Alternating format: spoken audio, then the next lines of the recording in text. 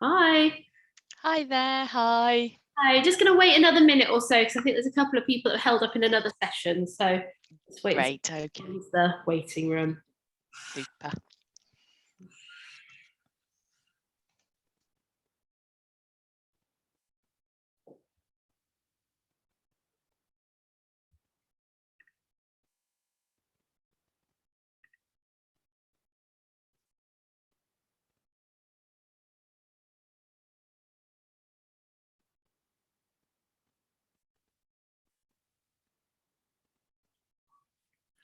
Okay, we'll make a start, and if anybody joins, I can just add them in as we go along. So the A level for textiles that we study at OLA is slightly different to the current GCSE that many of your sons and daughters are currently studying, in that the GCSE falls under the art and design umbrella, and the A level actually fits under design and technology.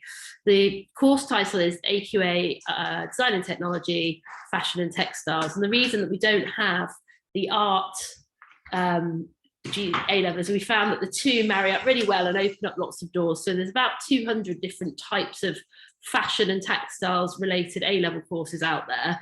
And by doing the art textiles GCSE followed by the DT textiles A level, it just allows pupils more options when it comes to picking. So if they wanted to do a fashion course with some business, the DT course lends itself very nicely to that. So we found that they go very well together. The course is completely assessed in the second year. So the first year of the course is very much about learning the theory content and practicing. So it allows people to make mistakes. It allows them to have a go at lots of different techniques and using different fabrics they might not have explored using in the previous parts of their textiles education. So we start with a sportswear project, and this is very much about pupils going out and looking at a real need and finding a customer that is already doing some kind of sport, and it can be any sport. A lot of our pupils actually opt to do menswear at this stage because it's just something they've never explored before. And they will talk to somebody that takes part in the sport. They'll go along and watch them doing the sport and look at the clothing that they use to wear it at the moment, and then look at how they can redesign it. So it might be how they can better support the muscles, or it might be how they can support the athlete when they're warming up or cooling down. And they really kind of have a whole conversation throughout, and then they make a product and get somebody to test it at the end and give them feedback on whether they've been successful. For that project, they'll create the actual garment, and they do a A3 portfolio with approximately half the pages of the coursework that they'll need for their real A level, and then the other half of the coursework is practiced in the second project, which starts at Christmas of the first year, and that is an underwear as outerwear project. So this one is looking at some components they might not have used, looking at different fabrics and linings and underlinings and interlinings, so all the components that go on inside garments that you wouldn't necessarily see or know about to the untrained eye. And they can look at sort of different designers that use this as a theme, because it comes up very, very often as, you know, part of different collections. And they look at historical research, so where the corset began and where it is now as a fashion item. And so they make a product again, usually to fit themselves or to fit, you know, somebody else in the class, so they can really make a made to measure garment and take fittings and work out proportions and anthropometric data.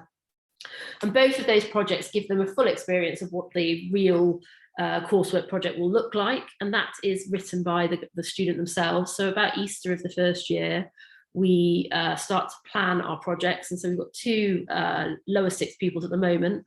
One who is looking at androgynous clothing and thinking about how clothes can be bought by more people if it's suitable for male and female market, and then somebody else that's looking at menswear actually, but from a sustainability point of view. So she's noticed that all the sustainable clothing that seems to be available on the high street at the moment is geared towards women, and there isn't really a great collection of clothing that's good for the environment for menswear. So she's really getting her teeth into how she can improve that for the sort of going forward. And I think a lot of our young people are very conscious of how bad textiles can be for the environment, so they quite often look at sustainability as an option. So that garment that they make in the second year with their own brief is 50% of their A level. So it'll be a full A3 folder with specific pages that the exam board are looking for, plus the garment. And then the other 50% of the A level comes from the theory content. And we go through that throughout the whole of the 2 years.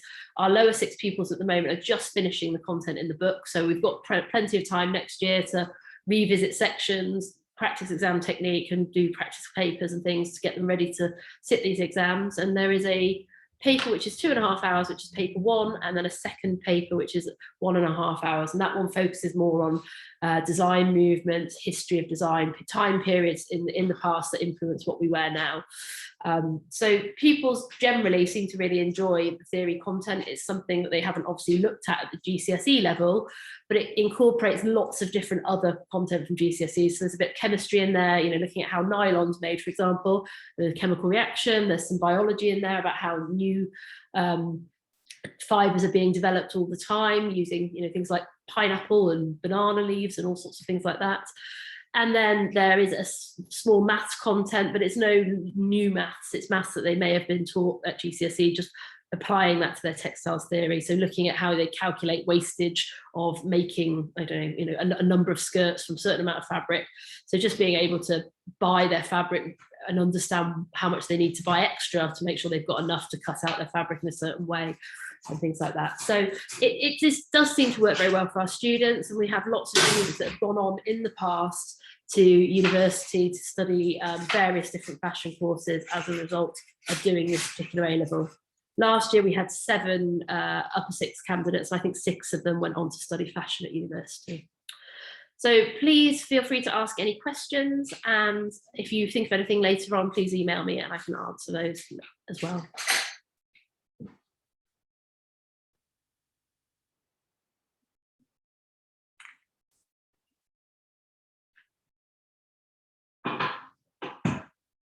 Okay, well, if there's no questions, I'll let you go ready for your next session. Thank you for joining me. Thank you.